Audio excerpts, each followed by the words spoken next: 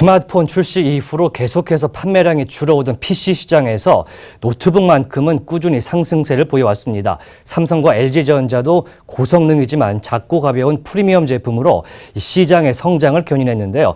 이번에는 뜻밖의 고성능의 게임용 노트북을 선보였습니다. 취재 기자와 함께 이 소식 알아보겠습니다. 이상훈 기자. 네, 말씀해 주시죠. 삼성전자와 LG전자 모두 올해부터 본격적으로 게이밍 노트북을 선보여 눈길을 끕니다. 예. 두 기업은 글로벌 IT 가전 기업입니다. 지난 10년 가까이 가장 공들여왔던 제품은 스마트폰이었고요. 특히 노트북의 경우 휴대성을 강조한 고성능 초경량 제품 위주로 출시했었습니다. 삼성전자는 북라인 시리즈를, LG전자는 그램 시리즈를 선보이며 국내 비즈니스 노트북 시장을 이끌어왔습니다. 네, 그런데 왜 갑자기 게이밍 노트북을 출시를 하게 됐나요? 먼저 게이밍 노트북의 정의부터 살펴봐야 할 것 같습니다. 예. 일반적으로 노트북은 크기를 작게 만든 탓에 거치형 데스크톱 PC에 비해 성능이 떨어집니다. 하지만 기술이 발전하면서 노트북만으로도 고성능 그래픽 작업이 가능하게 됐고, 실제 CAD 등 설계 작업이나 그래픽 작업 같이 고사양을 요하는 작업 환경에서도 노트북으로 작업할 수 있게 됐습니다. 예. 다만 이런 고성능 그래픽 작업을 처리하기 위해서는 PC의 두뇌 역할을 하는 CPU 외에 별도의 그래픽 카드가 필요한데요. 이 그래픽 카드를 장착한 노트북을 통틀어 게이밍 노트북이라 부르는 것입니다.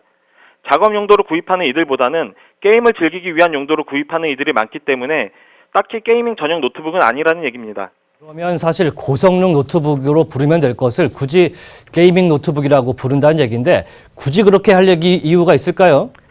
본래 게이밍 노트북은 노트북 시장의 메인스트림은 아니었습니다. 예. 일부 마니아층을 위한 제품이었죠. 이 시장을 개척한 곳도 미국이나 일본, 중국도 아닌 대만이었습니다. 대만의 에이수스, MSI, 에이서, 기가바이트 등 PC 제조사들은 일찌감치 게임 마니아들을 위해서 값비싼 고성능 노트북을 출시했습니다. 이들 기업은 고가의 게임용 노트북을 구매하는 이들의 나이와 특징에 걸맞게 다양한 편의사양과 설정 기능, 화려한 외관 등을 강조하기 시작했습니다. 현재는 중국의 레노버, 미국의 델과 HP 등 많은 PC 제조사들이 게이밍 노트북을 출시하고 있습니다. 결과적으로 게이밍 노트북은 형형색색의 화려한 디자인과 고성능 그래픽 카드를 장착한 고성능 노트북이라는 일종의 공식이 만들어진 셈입니다. 네, 그러면 삼성전자와 LG전자가 그동안 이런 고성능 게이밍 노트북은 만들지 않은 건가요? 그건 아닙니다. 예. 삼성전자는 앞서 지난 2011년에 고성능 게이밍 노트북 센스 시리즈 7을 발표한 적이 있습니다. 예. 다만 타사의 게이밍 노트북과 비교할 때 가격이 매우 비싸고 부가기능 면에서 마니아들의 기대치에 부응하기엔 다소 아쉬움이 있었습니다. 삼성전자는 이 시리즈 7 이후로 게이밍 노트북을 출시한 적이 없고, LG전자는 게임 전용 노트북을 출시하지 않았었습니다. 네, 그렇군요. 그렇다면 이번 게이밍 노트북이 어찌 보면 삼성전자와 LG전자가 본격적으로 선보이는 게이밍 노트북이다, 이렇게 얘기를 해도 되겠군요. 맞습니다. 삼성전자는 올해 초 게이밍 노트북 브랜드 오디세이를 새롭게 공개했습니다. 초기 모델은 그래픽카드 전문 업체 엔비디아의 최신 그래픽카드가 탑재됐지만 최상위 모델은 아니었고요. 이후에 좀 더 성능이 강화된 모델들이 추가됐습니다. 오디세이라는 별도의 브랜드를 만든 만큼 삼성전자는 라인업을 다양하게 확장하며 지속적으로 게이밍 노트북을 출시할 것으로 보입니다.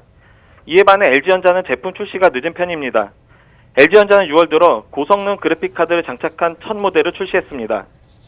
LG전자가 초경량 노트북 브랜드 그램으로 재미를 톡톡히 본 것과 달리 게이밍 노트북에는 별도의 브랜드가 없습니다. 지속적으로 후속 모델이 출시될지는 좀 더 지켜봐야 할 것 같습니다. 네, 지켜보도록 하겠습니다. 지금까지 이상훈 기자와 함께 게이밍 노트북에 대해서 얘기해 봤습니다.